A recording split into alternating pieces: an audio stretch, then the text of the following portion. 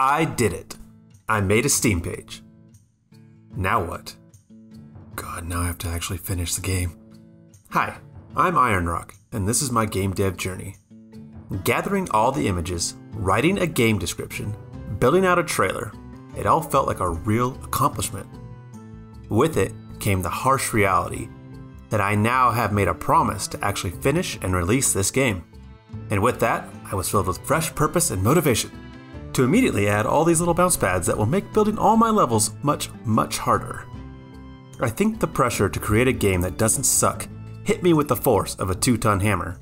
My brain immediately jumped to the fact that this is nothing more than a dumb generic platformer, and that I'm an imposter for even trying to make a game.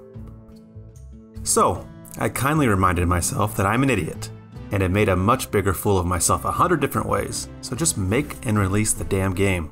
At this point, after flailing around in code, creating near useless features, and all around focusing on things that wouldn't get my game finished, I took a step back. What are my goals? What's the direct path to achieving them? And my goals are this: finish the game with 5 biomes and their individual levels for each biome, release on Steam and itch.io, gather 500 Steam wishlists, make a landing page for my game, sell 100 copies, get 500 Twitter followers, 100 YouTube subscribers, and have my game get a positive review score. How am I doing? Well, as you can see from the results, I've got a little ways to go. The game's coming along just fine, but the marketing side of things is a little harder. First things first, marketing. Oh man, marketing. I've watched videos, read articles, studied the habits of social media game devs, and I've learned nothing and have proceeded to just throw whatever works at the wall and see what sticks. I started a stronger push to grow my Twitter, and I've built this YouTube channel in hopes of finding some like-minded people who want to see me suffer. I mean, build an audience on my game dev journey. Wishlists. Wishlists are hard.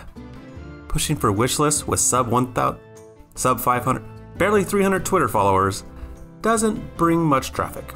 Most of my whopping 35 wishlists came from promoting my game on game dev discords. So if you want to make me feel better, feel free to wishlist "It is a good night to die" in the link below. Thanks. Marketing aside, I needed to work on the actual game. I took a cue from one Thomas Brush and decided to start from the end of my game to create a strong finish and a strong start of my game that had already been completed. So I opened up Illustrator, my game art designer of choice, and started building. I wanted to create a memorable and cliche ending as our hero chases his evil villain throughout all these lands and ends at his massive castle. It would be a towering building of vertical level design rather than the horizontal ones I've been showing so far. Remember those bounce pads I made earlier? I found a use for them. I created a suitably dark interior and then decided to start taking what I learned from earlier levels and putting them into the enemies of my later one. You can see this big scary dark knight man follows you around, bashes you over the head, and is going to follow you up platforms. It'll be great.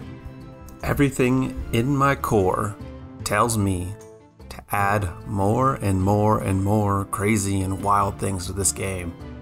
To add a Yeti that he can ride on the snow level. To add helpers that follow you around and fight with you. To add new weapons, hundreds of them, dozens of them, whatever it is.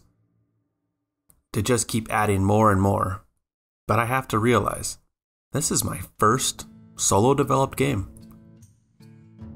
I need to finish it, get it out there, and realize that I can do this.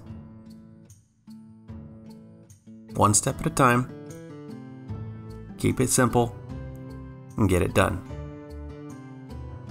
If you like this video, like, subscribe, wait for more. Thanks guys.